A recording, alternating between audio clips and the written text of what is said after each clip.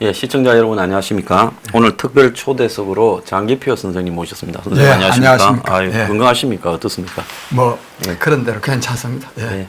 지난번에 그 조선일보의 최보식 칼럼 이후에 반향이 사회적으로 좀 많이 있은 것 같습니다. 내가 하려고 했던 인터뷰가 아닌데 예. 어쨌든지 하여튼 그 인터뷰를 통해서 나의 이미지가 상당히 좀 개선된 것 같아요. 예. 지금 그 국민의 소리라고 하는 이 조직을 하고 계시지 않습니까? 예. 먼저 간단히 좀 소개를 하시죠. 저는 사실 나이도 먹고 해서 이제 현실 정치에서부터는 졸업한 거나 마찬가지였는데 이 문재인 정권의 실정이 하도 심각하니까 주위에 있는 사람들이 이대로 있어서는 안 된다 하는 이런 주장들을 많이 해가지고 한편으로는 문재인 정권의 실정을 규탄, 그리고 또 시정도 하고 또 다른 한편으로는 또 제가 평소에 주장하는 신문명 사상 아니습니까? 말하자면 새로운 문명 시대에 부응할 수 있는 그런 새로운 정치 세력을 만들어내는데 기반이 좀 될 수 있도록 하고자 그래서 국민의 소리를 창립을 했는데 특히 여기에는 이 우리나라 조선 산업을 세계 1등으로 만든 장본인인 현대중공업 그 회장을 역임하신 민계식 그 회장이 저희와 함께 하고 있습니다. 그 어떻게 그분은 그 현대중공업의 회장을 하시면 이제 재계의 인물인데 장생님은 이제 이 운동권의 인물인데 어떻게 결합이 되셨습니까? 그분은 순수한 과학자입니다. 순수한 과학자로서 지금도 평생 나이가 먹었지만 자기는 과학 발전에 기여할 생각만 했는데 가만히 살아보니까 문재인 정권이 들어서가지고 이 자칫하면 나라가 망하게 생긴 거야.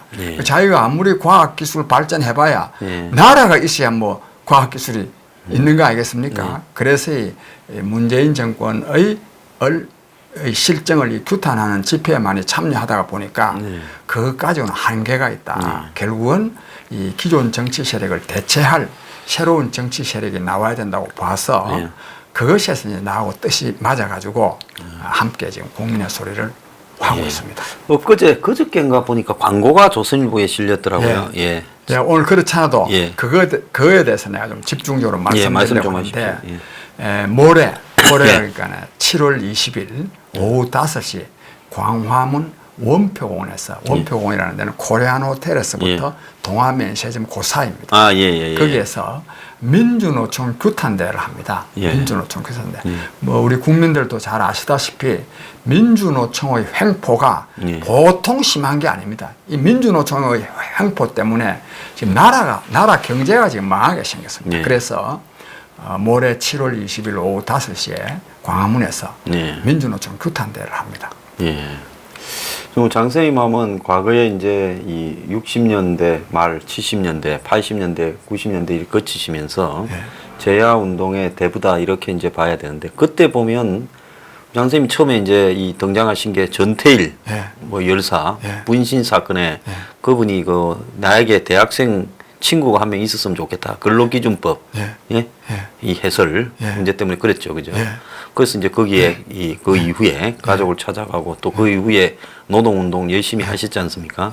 자, 그래서 한때는 한국의 노동운동 노동자들의 열악한 노동자들의 인권을 위해서 일하셨는데 이제는 이 과잉이 된 노조의 이 행패에 또 질타를 하는 입장에 계신데 어떻게 그리 되셨어요?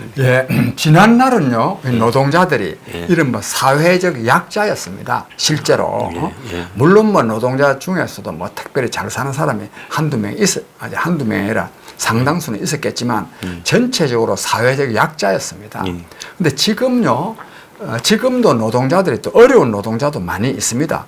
중소기업 노동자들이라든지 특히 비정규직 노동자들 또 심지어는 노동자도 못 되는 사실상 노동 계층이 많이 있지 않습니까? 실업자들 어려운 사람들이 많이 있지만 민주노총은 즉 민주노총 조합원이 약 한 80만 명 되거든요. 이 사람들은 우리 사회의 최대 기득권층입니다. 그래서 이 사람들은 사회적 약자가 전혀 아닙니다. 얼마 전에 그 민주당 원내대표인 이인영 의원이 사회적 약자인 민주노총 위원장을 구속한 게 과연 옳았냐 그러는데 그 사람 참 엄청난 착각을 하고 있는데 민주노총 조합원이 민주노총이 사회적 약자가 아니라 사회적 강자를 넘어서 최고의 권력 집단화되어 있습니다. 자, 지금에 와서 돌이켜 보면 박근혜 정부가 붕괴되는데 촛불 시위 예. 이런 부분들이 실질적으로 보면 이 시민들이 이제 거리로 나왔다 예. 하는 부분이지만 물론 박근혜 정권이 잘못한 부분도 있지요. 예. 그렇지만은 사실상 보면 처음에 그 시드마니가 된 부분은 그냥 시민이 아니라 예.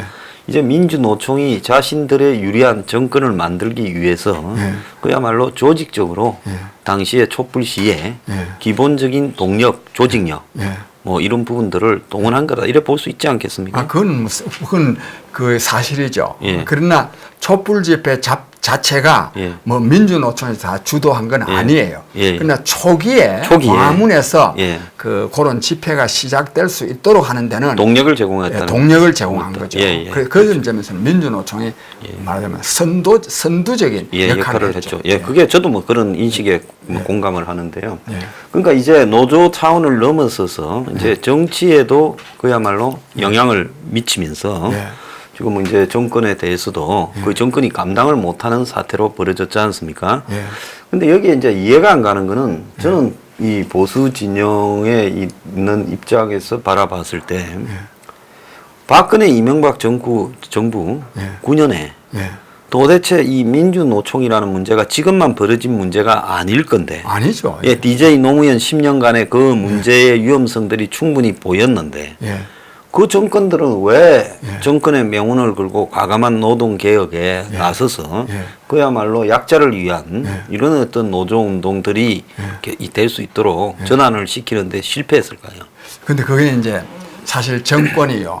자기 정권 유지하는데 급급했기 때문입니다. 그러니까 말로는 노동개혁을 외치지 않은 정부가 없지 않습니까? 예, 모든 개혁 정권이 했죠. 다 노동개혁을 주장했죠. 그런데 가만히 실제로 이렇게 부딪혀 보니까 이 민주노총의 행포를 제대로 규탄하게 되면 민주노총이 너무너무 강력하게 조직화된 힘으로 저항을 하니까 그게 사실상 다 굴복해온 겁니다. 예. 굴복해왔고 이것은 또 이 민주노총만이 아니라 현대자동차를 예를 들자면 현대자동차 노동자들의 평균 연봉이 9천만 원 이상입니다. 9,600만 원 이상이라는 게 뭐 재작년 통계입니다. 그게 지금 1억 원 이상입니다. 고임금 아닙니까? 그런데도 이 사람들요 임금 인상을 뭐 당당하게 요구합니다. 한 6% 이렇게. 그런데 현대자동차 사장 입장에서도 이걸 들어주지 않아야 된다는 걸 모르겠습니까? 알죠. 알지만 계속 파업하니까 기업의 손실이 있고 그러니까 계속 수용해 본 겁니다. 이처럼 말하면 현대자동차 기업 경영주들이 말하면 현대자동차 노동조합의 무리한 요구에도 불구하고 우선 편한기 좋다고 해가지고 수용하듯이 말하면 역대 정권도 쭉 그래 왔는데 지금 문재인 그러나 역대 정권은 그래도요 민주노총의 불법적인 행위에 대해서 좀 제재라도 가하려고 그랬습니다. 문재인 정권은요 제재를 가하는 것이 아니라 비호하고 있습니다. 비호하고 있어서 문재인 정권은 이전 정권보다도 훨씬 더 민주노총을 대하는 태도가 다르다는 것을 우리가 알 수 있습니다. 자, 그럼 민주노총이 왜 우리 사회의 치명적인 해악인가? 저는 사회에 뭐 한 3대 해악을 꼽자면 그 중에 제1위를 민주노총이라고 저는 보고 있습니다. 그래서 이제 가만히 보면 지금 이제 세계화, 신자유주의가 틀렸다는 게 거의 드러났지 않습니까? 그래서 트럼프도 한국은 뭐 보수들이 트럼프를 신주받듯이 하지만 그 사람이 가만히 보면 반세계화, 반신자유주의를 이야기하고 있지 않습니까? 그래서 이제 기업들이 다 자국으로 돌아와라. 이제 뭐 리쇼어링이라고 그렇게들 이야기를 하는데 근데 가만히 보면 지금 한국의 기업들이 거의 제조업 공동화 사태가 벌어졌지 않습니까?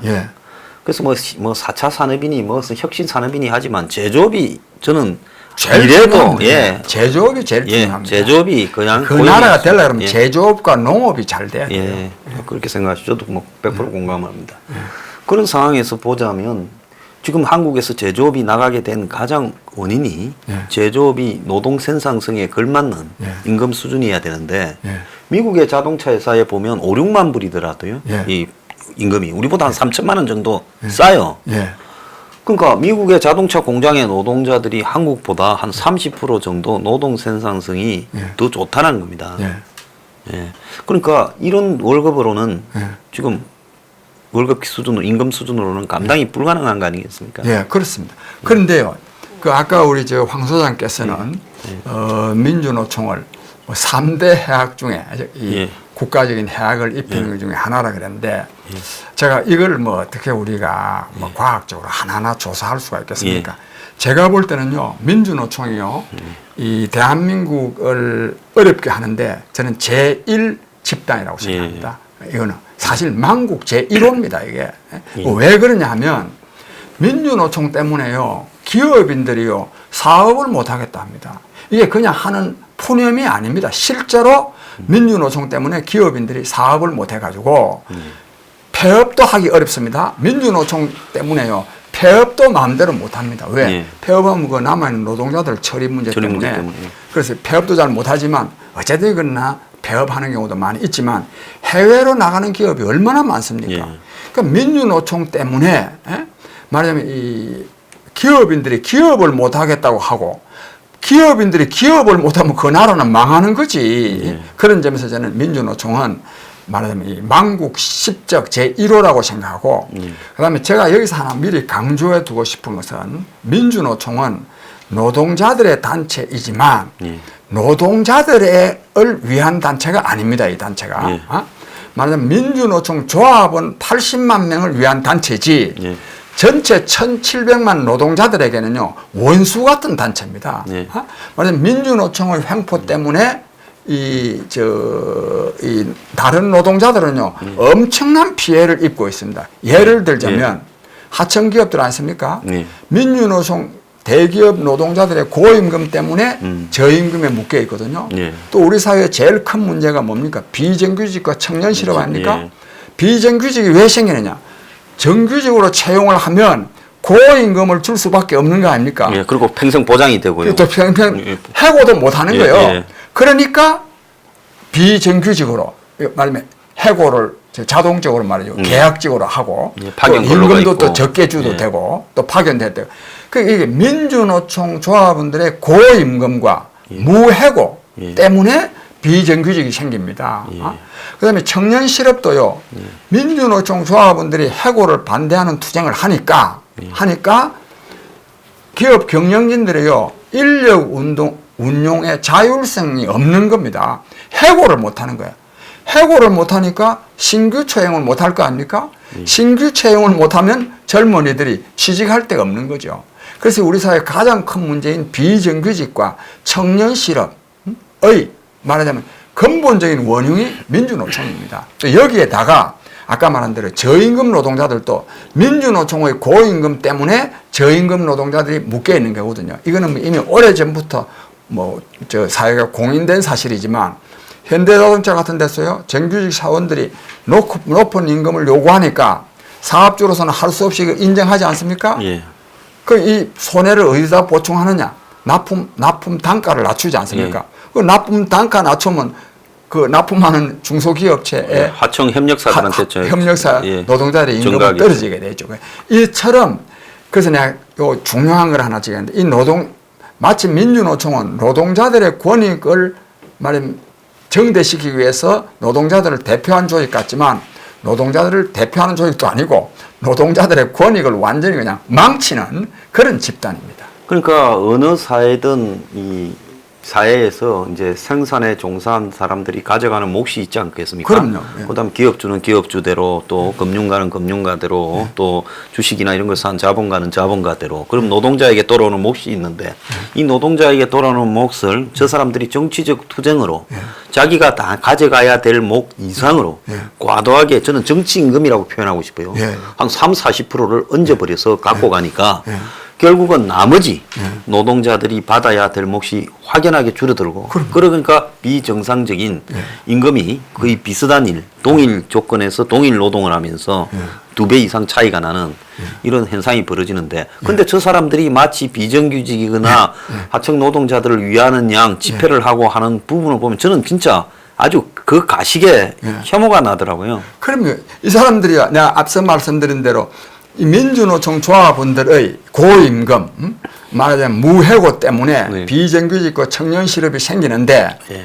입만 벌리면요. 예. 비정규직 차별 철폐하라. 예. 청년 실업 해소하라. 이렇게 말합니다. 예.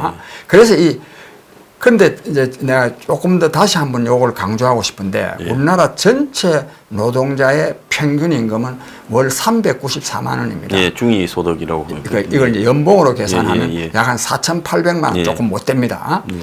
이러는데 자기네들 평균 연봉은 7,500만 원 내지 사실 이건 평균이 7,500만 원이지 실제로 민주노총의 주력 기업들의 연봉은 9천만 원 이상입니다. 배가 넘습니다. 그러니까 배 정도 됩니다. 그 다음에 또요, 최저임금 이하의 노동자들, 지금은 175만 원이죠. 예. 최저임금 이하의 노동자들이 300만 명, 311만 명입니다. 통계상으로는. 이렇게나 그러니까 열악한 그 환경에 있는 노동자들이 많은데, 민주노총이 마치 뭐 노동자 전체를 대표하는 양 설쳐서 하는 거 이것도 대단히 잘못이고 나는 그래서 이 점과 관련해서 이 민주노총과 관련된 지식인들한테 말해주고 싶은데 민주노총은요 근본적으로 노동운동의 대의에서부터 벗어나 있습니다. 노동운동의 대의라는 것은 뭐냐면 노동자 전체의 이익을 도모할 뿐만 아니라 사회 전체의 발전을 위해서 기여해야 이게 노동운동 아니겠습니까? 운동. 이 사람들은요 완전히 그냥 자기네들의 이기적 이익을 위해서 전체 다른 노동자들의 이익은 완전히 그냥 어렵게 파괴하고 그치. 그리고 사회 발전도 굉장히 말하면 정체시킨다는 점에서 아주 망국적인 요소라고 저는 생각합니다. 그래서 지금 전 세계에서 자본주의로 최고의 수준에 이른 나라들, 예를 들어서 이제 독일, 또 네덜란드, 뭐 스웨덴, 덴마크 이런 데 보면 이 나라들도 과거에 또 노조운동의 폐나 또 사민주의, 사회주의 그런 폐해들을 겪으면서 최종적으로는 보면 노사정 협약이 맺어져서 이제 서로가 적절하게 이 노동운동에 대한 통제 또 노동자들이 보면 찬성을 해서 전 대단하다고 보거든요. 동일 지역, 동일 노동에 동일 임금을 지불하라고 이제 독일이나 네덜란드 같은 경우는 그렇게 협약이 맺어졌어요. 그러려면 많이 받던 사람들이 양보를 해야 동일 지역에 동일 노동을 하는 사람들은 같은 월급을 받지 않습니까? 근데 한국은 보면 같은 공장하면서 노동을 하더라도 사내 하청과 그다음에 민주노총 소속 정규직 차이는 뭐 더블 이상 차이 나지 않습니까? 그러면 결국은 이런 사회가 선진화로 가려고 하면 이런 이 서구 선진국이 된 선진 사회가 겪었던 이런 사회적 대타협 협약이라는 부분의 기본 정신, 노동자들이 자기들끼리 내부에 이 서로 간에 차별하지 않는 이런 부분에 대한 어떤 정신, 이런 게 없이는 그 사회가 선진적으로 가기는 불가능한 거 아니겠습니까? 망하죠. 뭐 선진적이는커녕 나라 망합니다. 근데 아까 말씀한 대로 독일이라든지 네덜란드라든지 다른 나라도 정도의 차이는 있지만 서유럽 국가들이 다 그렇습니다. 근데 그런 나라들은 이제 그렇게 됐는데 그런 나라들은 왜 그러냐면 그 노동조합이요. 그 상당히 노동자 우선 또 저 노동조합 참가율이 아주 높습니다. 한 7, 80% 됩니다. 우리나라는 저 민주노총이 4%, 한국노총이 5%거든요. 그러니까 전체 다 해봐야 10%가 안 됩니다, 이게. 그러네요, 그죠? 노동자들이 아주 특권 집단이에요, 아예. 그러니까 이 사람들은 이 대타협에 안 나서는 거예요. 왜? 자기네들 이익을 위해서. 내가 대타협에 안 나서는 거는 좀 구체적으로는 조금 이따 말씀드리라고. 그래서 독일이나 네덜란드나 서유럽 복지국가들에서는 그래가지고 소위 이런 걸 보고 사회적 대타협이라 그러지 않습니까? 노사정이다 합의를 해가지고 이것이 왜 이래야 되느냐? 노동자들이 양보했다기보다도요. 이렇게 하지 않으면 노동자들이 망하는 거예요. 안 그래요? 그 나라 경제가 망하면 노동자도 망하지. 우리나라 지금 민주노총은 노동자들을 위해서도 아주 해악적인 요소입니다. 그러니까 자기네들의 집단적 이익만은 좀 관철시킬 수도 있지만 이것도 사실 아주 엄격하게 따지면 예. 자기네들한테도 지금 바보짓 하고 있는 겁니다. 그 다음에 아까 이 대타협과 관련해서 우리나라에도 전에는 노사정위원회라 그랬지 않습니까? 근데 지금은 경사노위라 그럽니다. 예. 경제사회노동위원회 예. 이렇게 바뀌었는데 여기에요. 예. 참여를 해야 될 거 아닙니까? 민주노총도. 예. 만약 진짜 노동자를 대표한다면 민주노총은요. 여기에 참여 안 하고 있습니다. 예. 두 차례에 걸쳐서 이 참여 문제를 놓고 민주노총이 대의원대를 했는데 참여를 하면 참여해서 양보할 수밖에 없을 것 같고 참여를 안 하면 비난받을 것 같으니까 이 사람들이요. 대의원대 열어놔 놓고 회의 중간에 슬슬 빠져나가가지고 정족숙 미달로 해가지고 결정을 못 했다. 이게 두 차례나 했습니다. 즉 이처럼 비겁합니다. 그래서 우리나라는 이 경사노위, 말하자면 유럽에서 말하는 이 노사정, 또 사회적 대타협이 이루어지려고 그러면 민주노총이 참여라도 해야 되는데 지금 참여도 안 하고 있습니다. 그래서 이제 서구도 보면 이 코퍼레이티즘이라고 해가지고 뭐 조합주의라고도 번역이 되고 기업주의라고도 번역이 되는데 그런 걸 통해 가지고 이제 노동자의 임금을 통제하는 이런 부분이 있었는데 그게 이제 후진국 같은 경우에는 긍정적으로 가기보다는 부정적으로 가가지고 그 뭐 저기 이 아르헨티나 같은 데도 그러고 그죠. 그래서 이제 어떻게 보면 그것이 완전히 기득권화 되어버리는 이 조합주의에 관여했던 이 세력이 그야말로 그래서 또 비난 조합이 지배하는 국가. 그러니까 이 완전히 조합 지배 국가가 조합주의가 긍정적인 의미의 조합주의가 아니라 이런 단체들이 다 모여서 적절하게 서로 사회적 합의를 하자고 만드는 조합주의가 이제 그 조합이 끌고 가는 조합 우위 국가가 되어버리는 이 코퍼레이티즘의 폐해가 나타난 나라가 지금 많지 않습니까? 그래서 지금 한국이 제가 볼 때는 세계에서 가장 이런 현상이 두드러진 것 같아요. 근데 한국이요, 전에 우리 여기 지금 뭐 말은 노사정위원회지만 전에 그 노사정위원회에서 합의한 내용들 있지 않습니까? 이것이요, 민주노총이나 한국노총, 대기업 노동자들을 위한 코퍼레티즘이지, 즉 노사정 대타협이지, 일반 노동자들한테는요 굉장히 부당한 그런 것도 굉장히 많았습니다. 그래서 제가 그 노사정 이런 부분에 노동자 대표로 들어가는 사람 중에 거기에 한마디로 비정규직이거나 일용직이거나 아르바이트생을 대표해서 들어가는 사람은 누가 있느냐. 그 사람들의 권리는 사회적으로 없는 게 돼버리지 않습니까? 노동운동에서요. 그래서 굉장히 비민주적인 이 노동운동이다. 이렇게 보이는데 저희들도 이제 이 뉴스 브리핑에서 이제 수시로 앵그리 블루라고 집회를 하는데요. 저희도 이제 서민 파퓰리즘 15조를 해서 그 안에 보면 민주노총 해체 그리고 이제 해외로 나간 기업들이 민주노총 해체 전제로 제조업들이 다 좀 들어와라. 국가가 땅을 싸게 제공하고 R&D를 국가가 좀 지원할 필요가 있다. 그래서 제조업이 한국에 되살아나야 된다. 이걸 이제 하고 있는데 문제는 우리가 이제 성토한다, 뭐 규탄한다로 해서는 사실은 우리끼리의 어떤 그냥 민주노총은 떠들어라. 우리가 뭐 너네들하고는 이미 차원이 달라졌는데 뭐 떠들어라 이렇게 할 수 있거든요. 그러려면 저걸 어떻게 해갈 건지 해체해 갈 건지 사회적인 어떤 이런 방법들을 갖다가 모색해가 구체적으로 논의해야 된다는 게 저는 중요하다고 보거든요. 장 선생님은 좀 구체적인 방법이 어떤 게 있어요? 그거는요. 저는 사실 저는 그 점과 관련해서는 사실 정권이 바뀌어야 된다고 생각합니다. 정권이 바뀌어서 그 정권만 바뀐다고 해서 무조건 되는 건 아니잖아요. 뭐 이명박 박근혜 정권에서도 손 못 썼지 않습니까?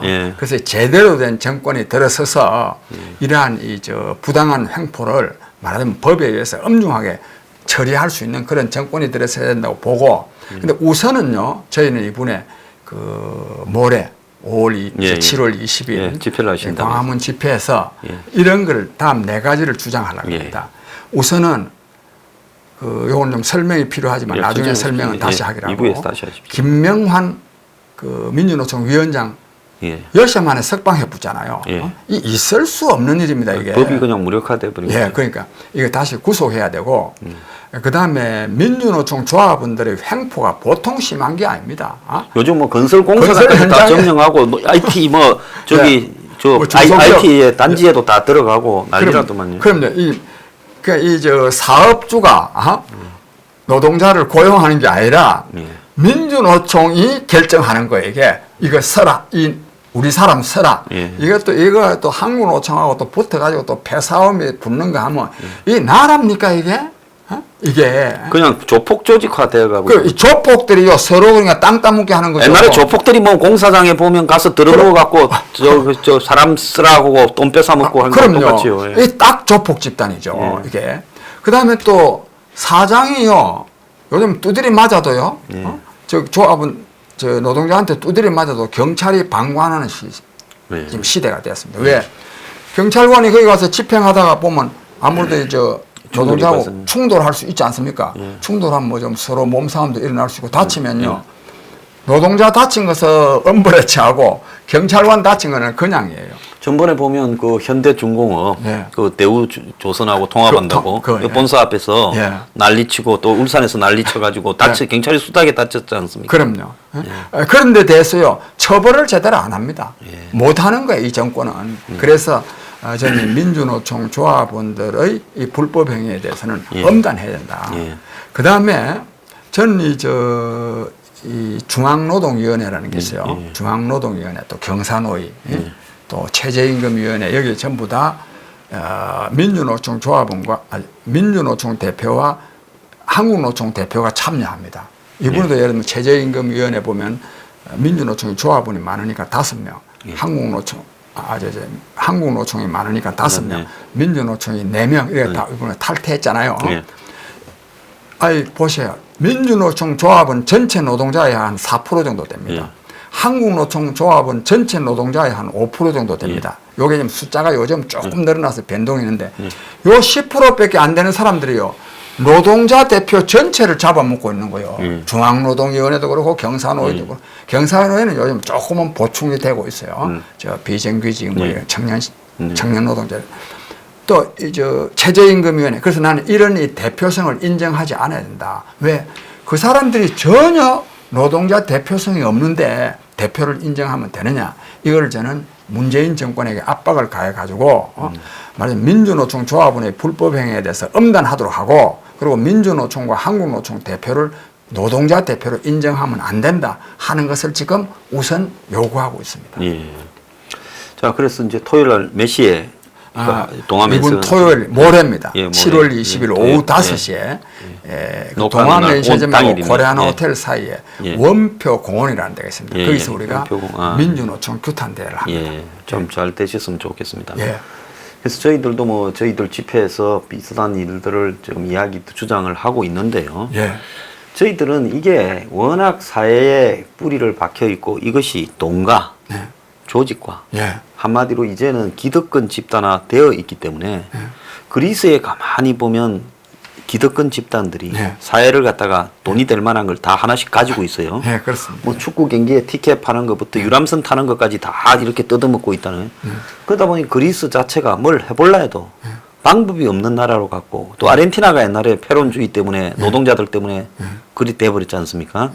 그래서 이제 한국도 조금 더 가면 이게 방법이 없는데 저는 개인적으로 다음 대선에서 보수가 민주노총 해체 그러니까 이 직장 안에서의 노조는 허용하지만은 그걸 넘어서는 상급 정치 노조는 다 해체시키겠다고 헌법 개정에 그걸 넣겠다. 그래서 그걸 내가 걸고 대선에 임해라. 그래서 당선되면 6개월 안에 국민투표 붙여서 부결되면 권력을 내놓겠다. 이런 각오로 하지 않으면 이게 과연 우리가 그냥 상징적 주장하는 거하고 그것이 현실화되는 거하고 가능성이 있겠냐 이렇게 보고 있습니다. 예, 아주 좋은 주장인데요. 앞으로 뭐 그런 것도 사실 정권이 바뀌어야 되거든요. 그래서 저는 그래서 나중에 뭐 혹 말씀드릴 기회가 있으면 말씀드리겠습니다만 이 문재인 정권 같이 노동자 콤플렉스에 저는 이 정권이 노동자 콤플렉스에 사로잡혀 있다고 생각하거든요. 즉 민주노총을 두려워해서도 그렇지만 태생적으로 노동자 콤플렉스에 사로잡혀 있습니다. 저는 그래서 이런 정권을 끝장내고 진짜 법치주의를 제대로 집행할 수 있는 그런 정권이 나와야 된다고 생각합니다. 그래 대안을 마련하지 않으면 언제라도 아무리 썩은 고목나무도 그걸 밀어내지 않으면요 그대로 있는 거예요. 그래서 나는 그런 점에서 말하자면 새로운 정치를 주장하는 분들의 그 과제가 대단히 크다고 봅니다. 그래 하여튼 그러나 난 이것도 뭐 이런 이 원론적인 차원에서 이루어지는 것이 아니라 구체적인 실천 속에서 이루어지기 때문에 저는 이 민주노총의 횡포를 규탄하는 과정을 통해서 예, 그럼요. 이런 걸 이루어 가려고 합니다. 예. 그래서 이번 7월 20일 모레 7월 20일 날 이 방송 나갈 때는 모레가 아니겠는데 7월 20일 토요일 예. 오후 5시에 광화문 원표공원에서 민주노총 규탄대회를 하는데 우리 황장수 TV 시청자 여러분께서도 많이 참여를 해서 말하자면 민주노총의 이러한 이 부당한 횡포를 응징하고 또 척결할 수 있게 되기를 간절히 제가 부탁드립니다. 예, 오늘 출연해 주셔서 감사합니다. 예, 감사합니다. 그렇죠? 예.